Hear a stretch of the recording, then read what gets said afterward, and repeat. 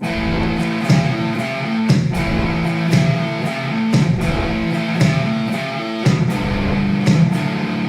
who forsake the law praise the wicked.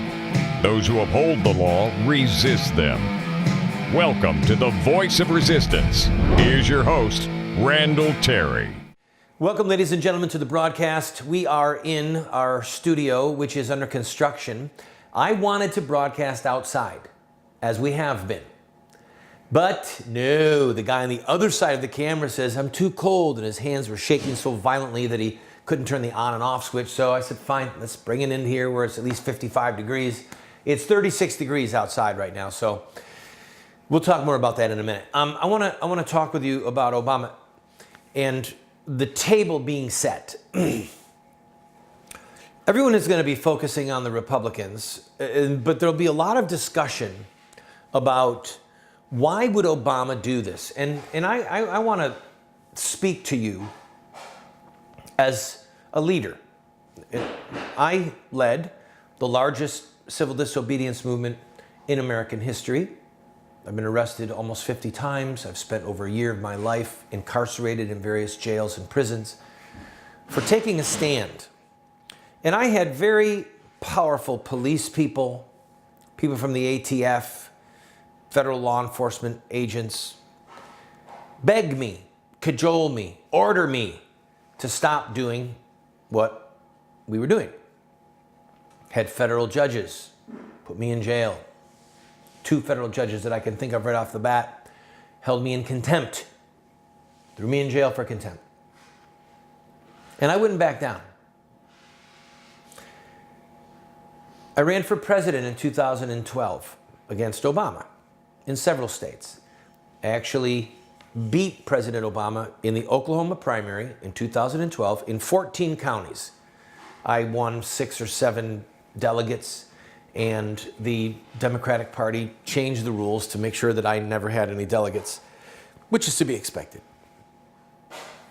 Now, in both of those situations, when I led Operation Rescue, when I ran for president, there were people, some people who were my friends, they said they were my friends, and some people who were my enemies saying, don't do this, stop doing this, you've got to be crazy, this is wrong, giving me heck. I did not listen to them.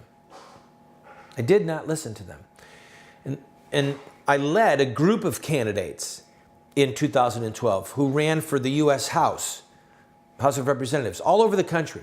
And together we ended up showing TV ads that showed dead babies on television and said that abortion was murder, that you cannot ethically vote for Obama, that Obama has blood on his hands, that it was a sin to vote for Obama.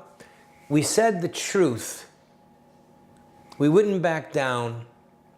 We were people on a mission, okay? President Obama is a man on a mission.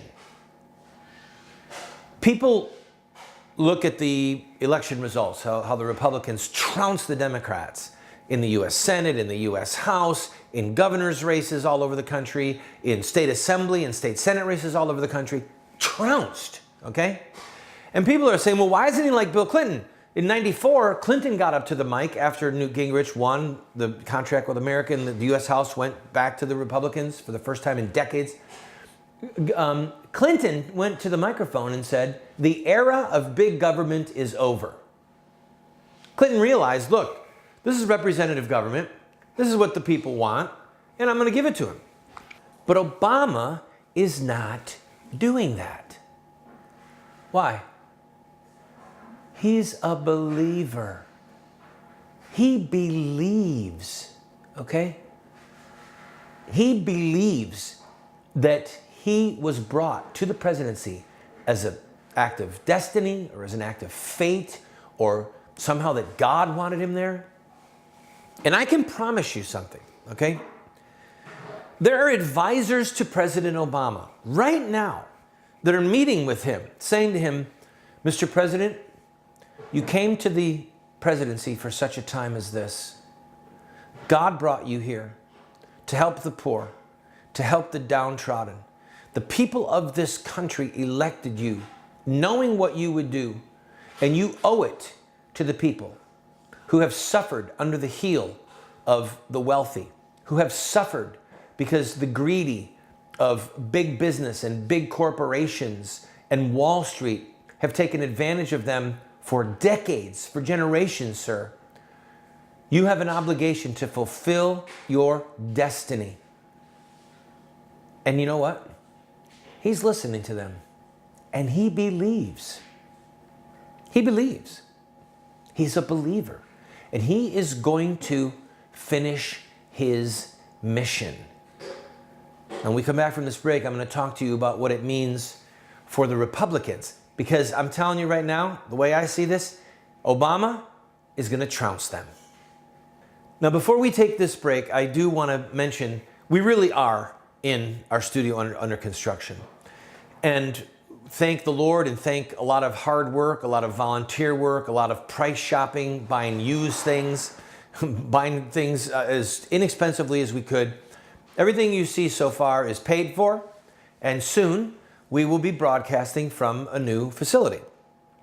But we need help.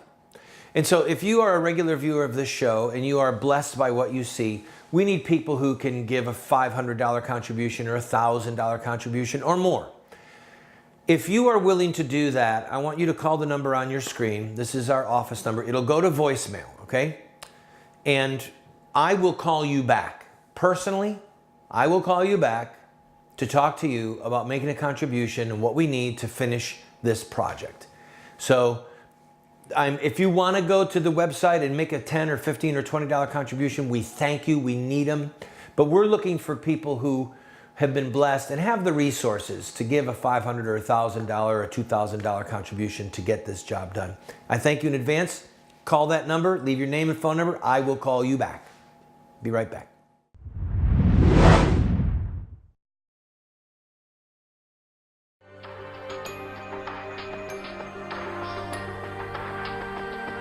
You have two choices. I mean, you can try to raise your children by design, or you will raise them by default. There are no perfect parents. We're going to get it wrong sometimes. If we have a plan, we've got a better chance of getting it right in the long run. There is something deep within the heart of every human being that longs for parental acceptance and approval. When does a boy become a man? Get a group of guys around and ask them that question. I don't think there's a certain age. Some men stay boys their whole life. I would say, 16, 18 years old. Wow, that's a good question. When they get bar mitzvah. Well, I think when he has a child. So I just became at 56, 56 years old. Without the power of the Holy Spirit changing us and giving us power over our sin, we can't hope to be the dads that our kids need us to be.